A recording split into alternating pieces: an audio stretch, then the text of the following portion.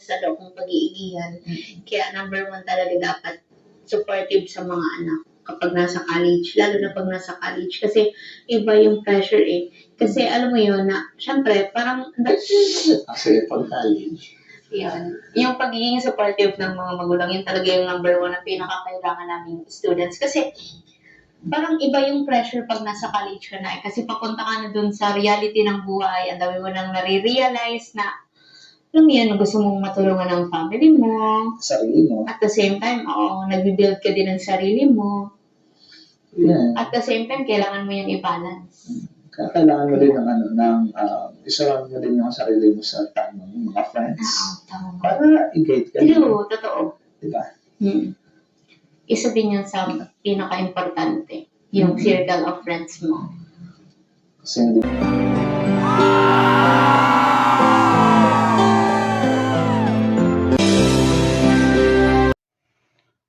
So, ayan. Ito naman po ako, mga kapo-viewers. Kumusta po kayo? Kumusta dyan? Welcome po kayo sa aking YouTube channel, Randy Channel. Paki-subscribe, like, and share, comment din sa aking video upload. Okay? Hayaan nyo muna patingin kayo ng magandang umaga, magandang tanghali, magandang gabi. Sa inyo lahat, sana po nasa mabuti yung kalagayan at malayo sa karamdaman. Lalong-lalo na yung mga FW natin dyan sa abroad. Kumusta po kayo dyan? Sana po nasa mabuti yung kalagayan. Saan man kayo palig ng mundo naroon, sana po nasa mabuti yung kalagayan at malayo sa karamdaman. Okay? So, itong upload ko ay patungkol to doon sa napanood kong video upload ni Bunso Midit at ni James. Yung nag-date sila ng pamagat ay huli na bang date ng jump date love team ito? Ayaw ko tama yung pamagat na kapo-viewers ha. Napanood ko kasi nung isang araw dito doon sa video upload ni Bunso Midit. So doon, kapo-viewers, doon natin makikita yung dalawa habang nag-uusap ay napakaseryoso yung pinag-uusapan nila. Pinag-uusapan nila tungkol sa college life. College life talaga. Talagang kung mayroong high school life, ito naman, pinag-uusapan nila yung college life. So, maganda yung napag-usapan nila, dalawa, at talaga nagbibigayan sila ng kailang, tawag dito. Nagbibigay sila ng kanilang, yung hinaing na kung ano ang naramdaman nila ngayon doon sa college life. Dahil si James, siyempre graduate na sa college, at ito naman si Midit ay nag-uumpisa pa lang sa college. Di ba? So doon natin makikita sa dalawa na seryoso yung usapan ng dalawa. Seryoso, yung date nila, seryoso. At malapit sila sa dagat. Dagat ba yun? Lugar na yun? Maganda yung romantic yung place na yun eh. Napaka-romantic yung place. Kala ko nga Laguna Lake. Pero parang nakikita ko parang dagat siya eh. So maganda at inaabot sila ng takip silim. Yung nag-aagaw yung araw at saka gabi. Takip silim. Nakakatuwa panoorin yung dalawa dahil mukhang seryoso yung napag-uusapan nila tungkol nga sa college, di ba? At may napakinggan ako doon na ito si Midit ay ayon sa kanya na may mga estudyante na ay may mga tao na bagamat nakangiti pero deep inside meron palang mga pinagdadaanan. Agree ako dyan, kapo-viewers. Kasi katulad sa akin na gas trabaho, minsan na papagalitan ng amo, pero pag meron kang nakakausap na tao, na ibang tao, ay nagagawa mo pa rin ngumiti. Pero hindi alam ng kausap mo na meron kang nararamdaman o pinagdadaanan. Yung pala ay napagalitan. Ganon ba? Parang ganon kapo-viewers. Pero, ang lahat yan, sa mga ganyan, pag nakangiti ka, nawawala rin yung stress mo. Napabawasan, lalo-lalo kung maganda yung kausap mo at naiintindihan ka. Di ba? Kaya dito sa dalawa na to, sa pag-uusap ng dalawa, tungkol sa kailang, tungkol sa kailang college life, ay nabibigyan nila ng bawat isa yung bawat isa sa kanila ng chance na maibsan man lang kahit papaano yung kailang nararamdaman tungkol sa college life. Katulad ni James na tapos na sa college, at ito naman si Buso Midit ay kasalukuyan nag-aaral. At ito yung scholar ng NCF na sikat na eskwelahan dyan sa Bicol, particular. Siyempre si Midit, ikaw kanya yung sarili niya dahil siyempre, bagamat nakangiti siya, pero sa kabila noon may pinagdadaanan siya. Dahil na rin siguro sa mga basher. Mga basher niya, yung mga inggit, at gusto siya pabagsakin, lalo dito sa social media. Pero walang ganyan talaga sa social media eh. Pag ikay pumasok sa social media, di maiwasan talaga na magkakaroon ka ng basher. Hindi lahat ng tao ay sang-ayon sa'yo. Magkakaroon ka talaga ng basher. So, kailangan, i-ready mo talaga sarili mo na makakatanggap ka talaga ng mga ganong mga tao na hindi sang-ayon sa mga ginagawa mo. Ganon. Nga pala, shoutout sa'yo, Bunso Midit Community, shoutout sa'yo. James, shoutout din sa'yo. Ganon din sa Kalingap, Kapo viewers. Welcome po kayo sa aking YouTube channel. Lalo ng Kalingap. Sa pamumuni Kuya Bal, shoutout sa'yo Kuya Bal. Ate Edna, Ate Jack, at saka Kalingap Rab. Shoutout sa inyo. Shoutout. Welcome po kayo sa aking YouTube channel. At lahat ng Kalingap partner. Alam mo, kapwa ko viewers, kaya nababigkas ko itong Kalingap. Kasi nga si Midit, dahil galing sa Kalingap, na-discover ng Kalingap, na-discover ni Kalingap Rab, at naging Kalingap Angel nga, di ba? Kalingap Angel at na-love team nga kay Kalingap Dan.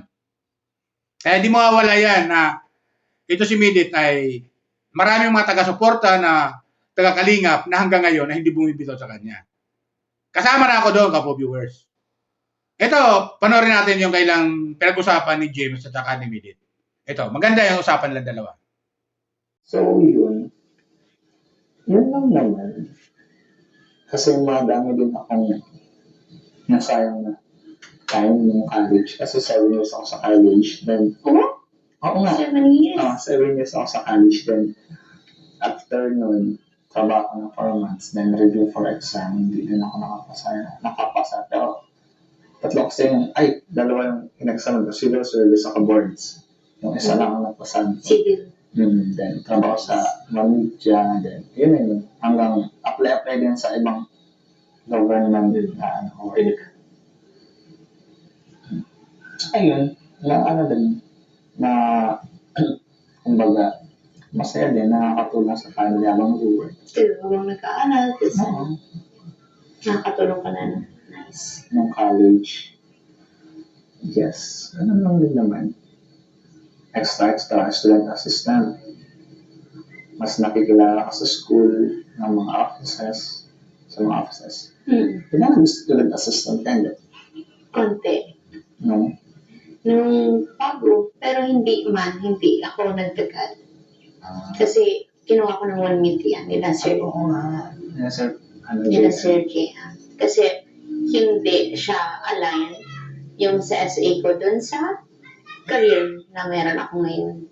So, kaya kinuha ko ni Sir Jehan para mas magamit yung yung career ko. Mas mabuti na yun. At least, para mas mahasa din ako sa kasi sobrang layo kasi talaga nung unang inano sa akin inoffer. Tsaka mo talaga yun, kumbaga mas mahasa ka sa pag-host sa tapat ng camera. Hindi lang vlogging pero yung sa news, pwede ka mahasa. Sa news. Pwede ako mag-explore. Time lang talaga. Kulang. Pero, yan. Oo, nakakapagod pag SA, legit.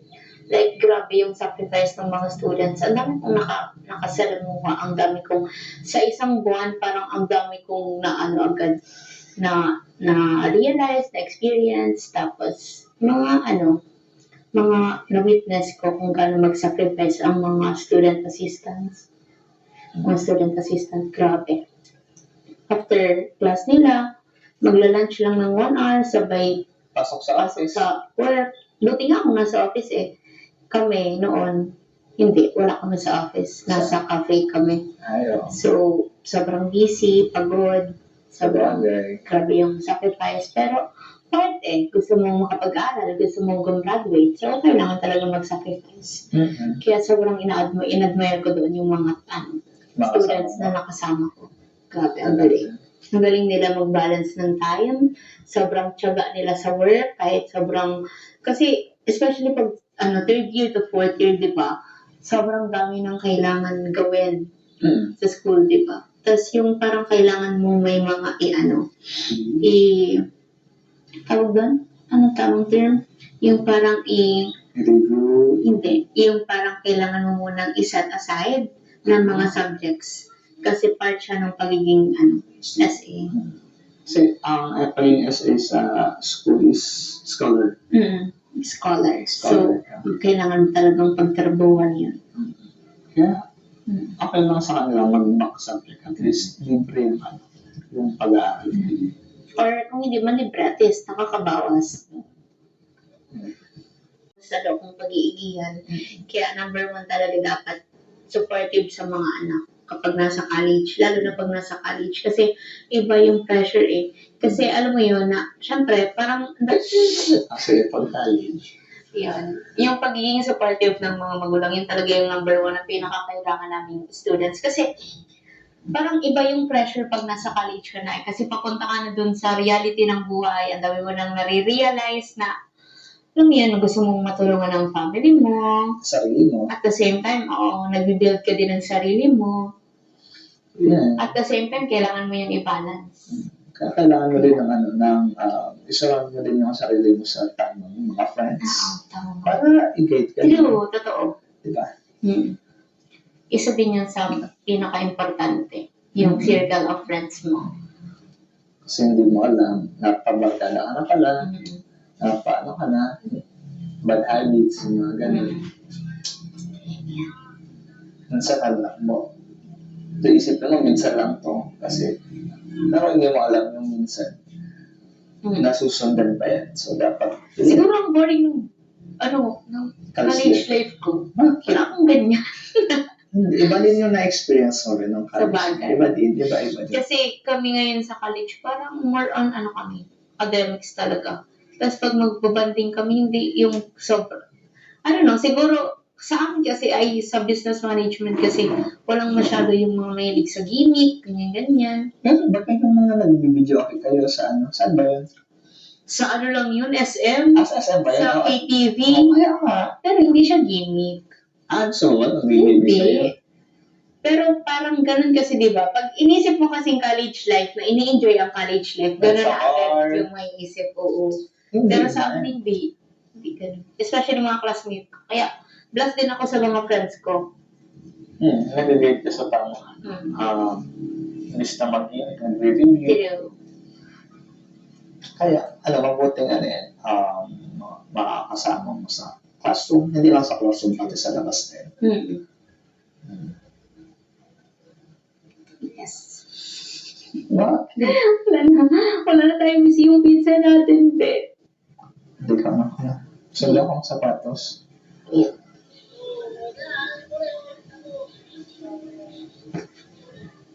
Yan po ang dito, guys. Dapat sa bagong may cellphone. Ay, ang buta. Ikaw ang nag-promise ka to? Sorry. Naarin. Na ipapakita mo sa kanila mamaya na. Sorry. Super ganda po dito, pero madilim na. Pero maganda pa din. Mahangin pa din. Yes.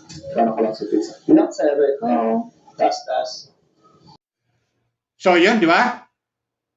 Napakasimple ng usapan nila. At napakaganda ng lugar ng pinuntahan nila.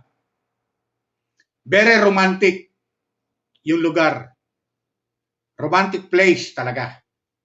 Tahimik, konti lang tao, pero maganda yung views. Lalo-lalo na nung makita yung kalangitan na medyo nagdidilim na, nag-aagaw yung araw, at saka yung dilim.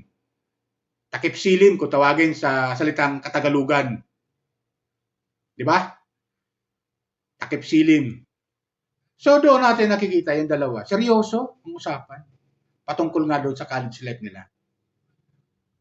So makakuha tayo ng aral dito, mga viewers, lalo yung mga kabataan natin ngayon, na minsan ang mga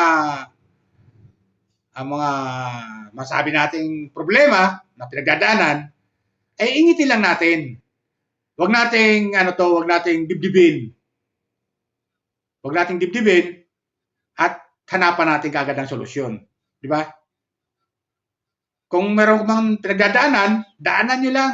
Huwag nyo tambayan. Kasi pag tinambayan mo, mahihirapan kang, mahihirapan kang mabigyan ng solusyon. Di ba? Ganun yung kapwa viewers. Tulad ng dalawa. So, nagpapalitan sila ng, idea. Nagpapalitan sila ng idea kung anong nararapat na solusyon patungkol sa college life. Di ba? Ang sarap naman tala pakinggan, college life. Parang naalala ko yung kanta ni Sharon Cuneta, yung high school life. Kasi walang kasing saya talaga ang college life eh. Ang high school life eh. Lahat ng kalokohan nandun eh. Na sa tropa eh. Di maiwasan, nandun talaga eh. Andiyan yung kupyahan, kalokohan pa rin yan, di ba? Andiyan yung, yung asaran, di ba? Andiyan yung pag kumakain kayo, sama-sama kayo, wala kang ulam, hingi ka ng ulam sa kaklase mo. Na mga ganon, yun ang high school life. Tapos, kung wala kayong masakyan, malayo ka sa eskwelahan, naglalakad kayo, nagkikwentuhan tungkol sa mga subject, andiyan nagkikwentuhan tungkol sa mga kanya-kanyang crush. So, ganyan talaga ang high school life. Ngayon, pinag-usapan nila Jim at saka ni Midit ay yung college life. Kasi nga naman, sabi nga ni Boso Midit, ang college life talaga ay magastos. Lalo-lalo kung wala kang pang tuition fee, pambayad sa tuition fee, talagang mahirapan ka nga. Kaya sa mga estudyante na may nagpapaaral, ay pagbutihin ninyo na matapos nyo talaga yung kurso na gusto nyong kunin. Dahil minsan lang dumating ang pagkakataon na mayroon nagpapaaral sa inyo. Di ba? Lalo kung may mga sponsor, katulad niya ni Bidit, ni-sponsoran siya ng NCF. Di ba? Kaya pagbutihin niya nito, Bunsumidit, ang pag-aaral mo at huwag sayangin ang pagkakataon. Kasi minsan lang dumating ang pagkakataon sa buhay ng isang estudyante. Di ba? So, ang problema lang kasi ng estudyante, baon, tuition fee, at yung ibang mga subject, lalo kung di pa niya masyadong alam yung mga subject, kung paano, kung mga project, paano gawin at masolusyonan. Lalo-lalo kung may pera itong involved sa subject. Diba? Ganon yun, kapwa viewers, sa project. Ganon yun eh. Kaya, nakakatuwa lang panoorin itong love team na to. At huwag tayo magsasawa sa panonood ng video upload nila ni Bunsumidit, supportan natin para makatulong man lang tayo sa kanya. At huwag tayo mag-skip ng ad. Ganoon din sa akin po, viewers. Ganoon din sa akin. Ako'y maglalambing lang sa inyo. Baka mapadang kayo sa akin channel, papanood nyo itong aking comment dito sa video. Huwag kayo mag-skip ng ad kasi meron pong advertisement yung aking mga video upload. At huwag nyo kalimutan mag-subscribe, like, and share, and comment dito sa aking video. Malaking bagay na po yun. Utang na loob ko po sa inyo yun, mga kapo-viewer. Sa mga nakapag-subscribe na sa akin, maraming salamat sa inyo. At sa magsusubscribe pa sa akin, maraming salamat din sa inyo. Welcome po kayo sa aking YouTube channel. Like and share and comment. Okay? At huwag po kayo may skip ng ad. So, yun lang sa akin. Kaya, tuloy lang natin suporta sa Minute Community, Litchi Plant Girl, at sa Jamlit Love Team. Shout out sa inyong dalawa. Sana magpatuloy lang ang inyong samahan na maganda at anuman ang mga naririnig nyo paninira dito sa social media laban sa inyong dalawa. Huwag niyong pansinin yun. Huwag niyong tambayan. Daanan nyo lang. Hayaan nyo sila. Nasa kaila. Sila na may problema. Wala na sa inyo. Di ba, Kabo viewers? So yun lang po. Bye. Ingat po tayo lagi. Pagpalain po tayo ng pumay kapal.